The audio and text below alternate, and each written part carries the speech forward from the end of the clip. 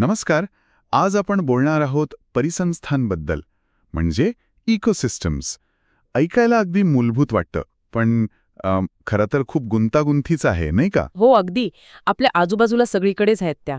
अगदी पायाखालपासून ते दूरच्या समुद्रापर्यंत. हो, आणि आपल्याकडे बरीच माहिती आहे यासाठी. म्हणजे शास्त्रीय लेख आहेत आणि हो, NCERTचा अभ्यासक्रम, जो नीटसारख्या परीक्षांसाठी पण महत्त्वाचा आहे, तो पण आपण बघणार आहोत. काही इतर संदर्भ पण आहेत. बरोबर. आपला उद्देश काय आहे की परिसंस्था म्हणजे नक्की काय, तिचे घटक कोणते, ती कशी चालते आणि आपल्यासाठी तिचा महत्त्व काय, हे सगळं सोप्या भाषेत समजून घेऊया, हो की नाही? नक्कीच. अगदी विचार करा ना, आपल्या जवळचं तळं किंवा अगदी बागेतलं झाडसुद्धा स्वतः एक परिसंस्था असू शकतं. चला खोलवर बघूया यात. हो, अगदी. आणि याची काय म्हणतात त्याला व्यवस्थित मांडणी केली सर आर्थर टॅन्सले यांनी, साधारण 1935 मध्ये. त्यांनी काय सांगितलं की परिसंस्था म्हणजे फक्त सजीवांचाच समूह नाही. अच्छा, म्हणजे निर्जीव गोष्टी पण येतात. हो, तेच. सजीव आणि त्यांच्या आजूबाजूचं भौतिक पर्यावरण, म्हणजे पाणी, हवा, माती, या सगळ्यांमधली जी आंतरक्रिया आहे ना, ते सगळं मिळून एक कार्यात्मक एकक, एक फंक्शनल युनिट तयार होतं. निसर्गाचं हे मूलभूत एकक आहे असं म्हणू शकतो आपण. म्हणजे सजीव आणि निर्जीव दोन्ही घटक महत्वाचे. बरं, मग याची रचना कशी असते? हो, बरोबर. तर दोन मुख्य प्रकारचे घटक. एक जैविक, म्हणजे सजीव. यात येतात वनस्पती, प्राणी, सूक्ष्मजीव वगैरे, म्हणजे उत्पादक, भक्षक, विघटक. हो. आणि दुसरे अजैविक, म्हणजे निर्जीव घटक. तापमान, पाणी, सूर्यप्रकाश, हवा, मातीची रचना, खनिज, हे सगळं. आणि NCERT मध्ये पण दिलंय की याच जैविक आणि अजैविक घटकांमुळे प्रत्येक परिसंस्थेची एक विशिष्ट भौतिक रचना बनते. जसं जंगलात थर असतात, उंच झाडं, मग खाली झुडपं, मग गवत. त्यालाच स्तरीकरण म्हणतात ना, स्ट्रॅटिफिकेशन. अगदी बरोबर, स्तरीकरण. तलावात पण असंच असतं. पाण्याच्या वरच्या बाजूला प्रकाश जास्त, तिथे वेगळे जीव. जसजसं खोल जावत तसतसा प्रकाश कमी होतो, तापमान बदलतं. आणि जीव पण वेगळे आढळतात. हो, अगदी तळाशी अंधारात राहणारे वेगळेच जीव. आणि गंमत म्हणजे परिसंस्था कितीही लहान किंवा मोठी असू शकते. समुद्राच्या लाटांनी बनलेलं एखादं खडकातलं डबकं असू शकतं किंवा अमेझॉनचं जंगल. म्हणजे अगदी आपल्या घरातलं फिश टँक पण एक प्रकारची मानवनिर्मित परिसंस्था झाली. एका अर्थाने हो, मानवाने तयार केलेली. अच्छा, मग यांच्या सीमा कशा ठरतात? म्हणजे एक जंगल कुठे संपलं आणि गवताळ प्रदेश कुठे सुरू झाला, हे नेहमी स्पष्ट असतं का? नाही, बहुतांश वेळी ते अस्पष्टच असतात. मध्ये एक मिक्स झोन असतो, जिथे दोन्हीकडचे घटक मिसळतात. त्याला इकोटोन म्हणतात. इकोटोन. इथे जैवविविधता जास्त असू शकते असं म्हणतात. हो, काही वेळा असू शकते, कारण दोन्ही परिसंस्थांमधले जीव तिथे येतात. अर्थात वाळवंट किंवा समुद्र यांसारख्या मोठ्या भौगोलिक गोष्टी बऱ्यापैकी स्पष्ट सीमा तयार करतात. पण त्याही पूर्ण बंध नसतात. ऊर्जा आणि सजीव आरपार जातच असतात. अच्छा, मग याचे प्रकार कसे आहेत? म्हणजे NCERT मध्ये पण आहेत, जमिनीवरच्या आणि पाण्यातल्या. हो, मुख्य 2 प्रकार. जमिनीवरच्या म्हणजे भूचर, यात आली जंगलं, गवताळ प्रदेश, वाळवंट, टुंड्रा प्रदेश. आणि पाण्यातल्या म्हणजे जलीय, ॲक्वॅटिक. यात परत 2 उपप्रकार. गोड्या पाण्याच्या म्हणजे तलाव, डबकी, नद्या, झरे. आणि खाऱ्या पाण्याच्या म्हणजे समुद्र, खाड्या, प्रवाळ भित्ती वगैरे. पण इथे एक इंटरेस्टिंग गोष्ट आहे, NCERT मध्ये आकडे पण दिलेत. म्हणजे बघा, पृथ्वीचा 70% पेक्षा जास्त भाग समुद्र आहे. हो, जवळजवळ 71%. पण तरीही समुद्राची जी निव्वळ प्राथमिक उत्पादकता आहे, म्हणजे NPP, ती जमिनीवरच्या परिसंस्थांपेक्षा खूप कमी आहे. म्हणजे समुद्रात सेंद्रिय पदार्थ कमी तयार होतात. असं कसं, एवढा मोठा असून? हा खूप महत्वाचा मुद्दा आहे आणि थोडा अनपेक्षित वाटतो खरं तर.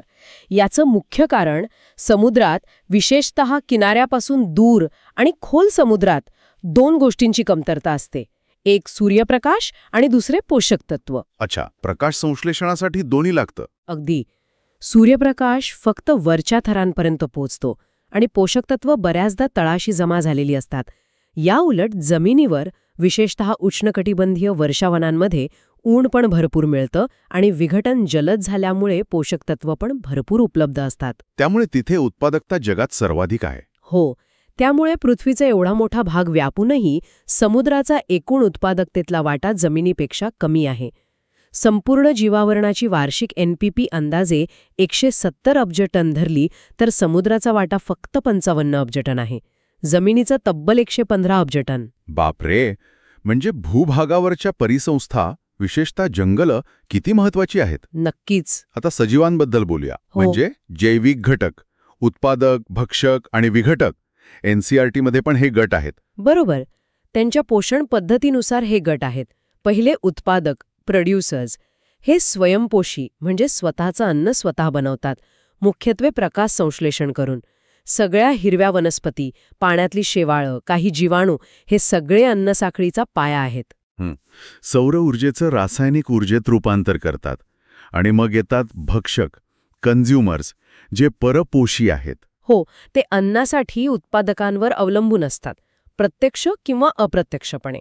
यात पण उपगट आहेत. अच्छा, कसे? जे थेट वनस्पती खातात ते प्राथमिक भक्षक, प्रायमरी कन्झ्युमर्स, किंवा शाकाहारी, हर्बिवोर्स. उदाहरणार्थ गाय, हरिण, नागतोडा. मग या शाकाहारींना खाणारे ते द्वितीयक भक्षक, सेकंडरी कन्झ्युमर्स. हे मांसाहारी असू शकतात, जसं बेडूक कीटक खातो किंवा कोल्हा सशाला खातो, किंवा मिश्राहारी पण असू शकतात आपल्यासारखे. हो हो. आणि मग द्वितीयक भक्षकांना खाणारे ते तृतीयक भक्षक, टर्शरी कन्झ्युमर्स, जसं साप बेडकाला खातो किंवा गरुड सापाला खातो. कधीकधी यापुढे चतुर्थक भक्षक पण असू शकतात, जे एकदम टॉपला असतात, वाघ, सिंह. आणि तिसरे, आणि तुम्ही म्हणालात तसे अत्यंत महत्वाचे, ते म्हणजे विघटक, डिकम्पोजर्स. बुरशी, जीवाणू वगैरे यांना मृतोपजीवी पण म्हणतात. पण हे एवढे महत्वाचे का? अरे खूप जास्त. विचार करा, जर हे विघटक नसते तर काय झालं असतं? मेलेले प्राणी, पडलेली पानं, हे सगळं तसंच साचून राहिलं असतं पृथ्वीवर. सगळीकडे कचऱ्याचे ढीग. कल्पनाच करवत नाही. आणि त्याहून गंभीर म्हणजे या मृत शरीरांमध्ये अडकलेली जी पोषक तत्व आहेत, कार्बन, नायट्रोजन, फॉस्फरस, ती परत पर्यावरणात म्हणजे मातीत किंवा पाण्यात आलीच नसती. अच्छा. हे विघटक तेच काम करतात. ते या मृत सेंद्रिय पदार्थांचं, ज्याला डिट्रिटस म्हणतात, त्याचं विघटन करतात आणि त्यातली मूलद्रव्य साध्या अजैविक स्वरूपात पुन्हा उपलब्ध करतात. म्हणजे ही पोषक तत्व परत वनस्पती वापरू शकतात. अगदी. या पोषक तत्वांच्या पुनर्वापराशिवाय कोणतीही परिसंस्था चालूच शकणार नाही. म्हणून विघटन ही एक अत्यावश्यक प्रक्रिया आहे. म्हणजे परिसंस्था सुरळीत चालण्यासाठी हे सगळे घटक, अजैविक, उत्पादक, भक्षक, विघटक यांच्यात आंतरक्रिया होणं गरजेचं आहे. आणि NCERT मध्ये याची 4 मुख्य कार्ये दिली आहेत: उत्पादकता, विघटन, ऊर्जा प्रवाह आणि पोषक चक्र. आपण उत्पादकतेबद्दल बोललो, पण GPP आणि NPP यात नेमका काय फरक आहे? हे नीटसाठी महत्वाचं आहे ना? हो, नक्कीच. उत्पादकता म्हणजे ठराविक वेळेत, ठराविक जागेत किती सेंद्रिय पदार्थ तयार होतात याचा दर. GPP म्हणजे ग्रॉस प्रायमरी प्रोडक्टिव्हिटी. ही वनस्पतींनी प्रकाश संश्लेषणातून तयार केलेली एकूण ऊर्जा किंवा सेंद्रिय पदार्थ. एकूण. हो, पण वनस्पतींना स्वतःच्या श्वसनासाठी म्हणजे जिवंत राहण्यासाठी यातली काही ऊर्जा वापरावी लागते. अच्छा. ही वापरलेली ऊर्जा रेस्पिरेशन R वजा केली की जे उरतं ते म्हणजे NPP, नेट प्रायमरी प्रोडक्टिव्हिटी. म्हणजेच NPP बरोबर GPP वजा R. ही NPPs वनस्पतींच्या वाढीसाठी वापरली जाते आणि हीच ऊर्जा पुढच्या पोषण पातळीला म्हणजे शाकाहारींना खायला मिळते. म्हणून NPP महत्वाची. समजलं. आणि दुसरा मुद्दा, विघटन. त्याचे पण टप्पे आहेत म्हणे NCERT मध्ये. हो, विघटन ही पण एक प्रक्रिया आहे, नुसता शब्द नाही. यात साधारण 5 मुख्य टप्पे येतात. पहिलं म्हणजे विखंडन, फ्रॅगमेंटेशन, म्हणजे गांडुळासारखे जीव त्या डेट्रिटसचे लहान तुकडे करतात. मग अपक्षालन, लीचिंग, म्हणजे पाण्यात विरघळणारे पोषक घटक पाण्याबरोबर वाहून जातात किंवा जमिनीत झिरपतात. मग येतं अपचय, कॅटाबॉलिझम, जिथे जीवाणू आणि बुरशी रासायनिक प्रक्रिया करून जटिल पदार्थांचं सोप्या पदार्थात रूपांतर करतात. ही खरी रासायनिक क्रिया झाली. हो. मग आहे ह्युमिफिकेशन. ह्युमस तयार होतो, तो गडद रंगाचा सुपीक पदार्थ. याचं विघटन हळू होतं आणि हा पोषक तत्वांचा साठा असतो. आणि शेवटचा खनिजीकरण, मिनरलायझेशन. यात ह्युमसचं अजून विघटन होऊन अजैविक खनिजं मुक्त होतात, जी वनस्पती परत वापरू शकतात, नायट्रेट, फॉस्फेट वगैरे. आणि या विघटनाचा वेग कशावर अवलंबून असतो? तापमान, ओलावा. अगदी. तापमान आणि ओलावा महत्वाचे आहेत. उष्ण आणि दमट हवामानात विघटन खूप जलद होतं. म्हणून तर उष्णकटिबंधात पालापाचोळा जास्त साचत नाही. अच्छा. आणि हो, डिट्रिटसमध्ये काय आहे यावर पण वेग अवलंबून असतो. लिग्निन कायटिन असेल तर हळू, नायट्रोजन साखर असेल तर लवकर. आता तिसरा मुद्दा, ऊर्जा प्रवाह, एनर्जी फ्लो. हा पण महत्वाचा आहे. आपण पाहिलं की ऊर्जा सूर्याकडून येते हो, मुख्य स्रोत सूर्यच. आणि ती उत्पादकांकडून भक्षकांकडे जाते. पण हा प्रवाह नेहमी एकमार्गी असतो, परत जात नाही. अगदी बरोबर. हा थर्मोडायनामिक्सच्या नियमांप्रमाणे चालतो. ऊर्जा निर्माण किंवा नष्ट होत नाही, फक्त रूप बदलते. आणि प्रत्येक वेळी रूप बदलताना काही ऊर्जा उष्णतेच्या रूपात वाया जाते. त्यामुळे एका पोषण पातळीवरून पुढच्या पातळीवर जाताना बरीच ऊर्जा कमी होते.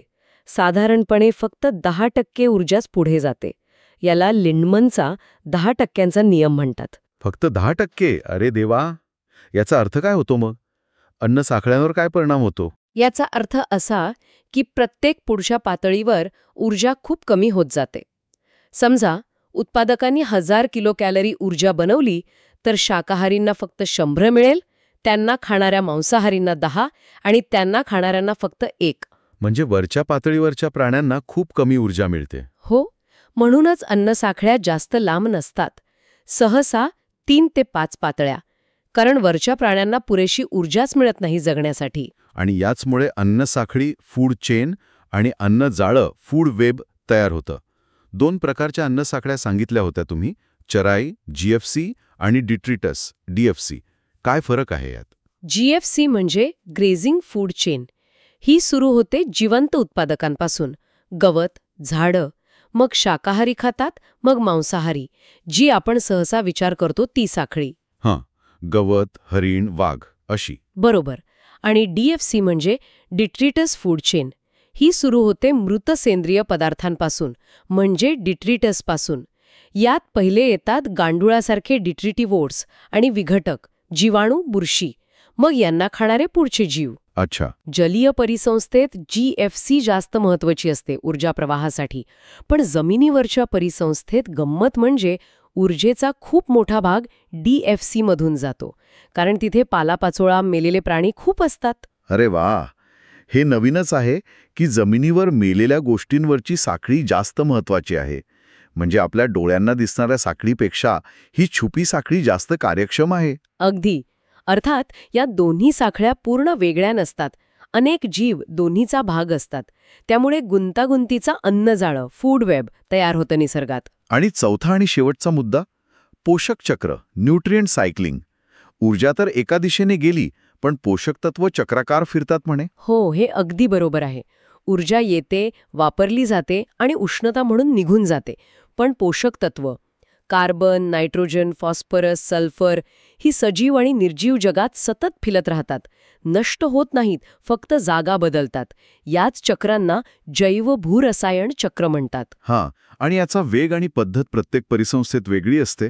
हो, जसं कार्बन चक्रात वातावरण आणि समुद्र महत्वाचे आहेत, तर फॉस्फरस चक्रात खडक आणि माती. यात नायट्रोजन चक्राचं उदाहरण NCERTमध्ये विस्ताराने दिलं आहे आणि ते नीटसाठीही महत्वाचं आहे. हवेत एवढा 78% नायट्रोजन असूनही वनस्पती तो थेट घेऊ शकत नाहीत ना? नाही घेऊ शकत. तो N2 वायूच्या रूपात असतो, जो खूप स्थिर आहे. त्याचं रूपांतर अमोनिया किंवा नायट्रेट सारख्या संयुगांमध्ये व्हावं लागतं, ज्याला नायट्रोजन स्थिरीकरण, नायट्रोजन फिक्सेशन म्हणतात. आणि हे कोण करतं? हे मुख्यत्वे काही खास जीवाणू आणि सायनोबॅक्टेरिया करतात.